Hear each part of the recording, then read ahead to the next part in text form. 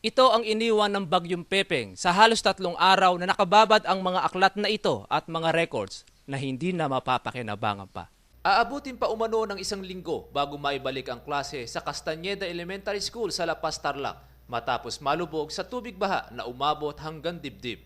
Itong building namin ito, the administration building and some rooms which are elevated, umabot pa rin ang tubig hanggang ibabaw ng lamesa namin. Mga books, lahat ng mga documents, sira. Yung ibang mga furniture, sira. Tambak ang mga gamit sa loob ng mga silid-aralan kaya't suspendido muna ang klase upang ayusin ang mga ito. Magtatakda naman ang mga make-up classes upang mapuna ng halos 2 linggong walang pasok ng mga estudyante.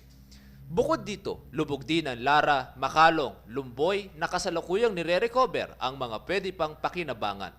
Inaasahan ng mga mag-aaral at ng mga guro na ito ay mabilis na maaaksyonan ng DepEd ang lahat ng mga nangasira ng kalamidad upang hindi sila maabala sa kanilang pag-aaral.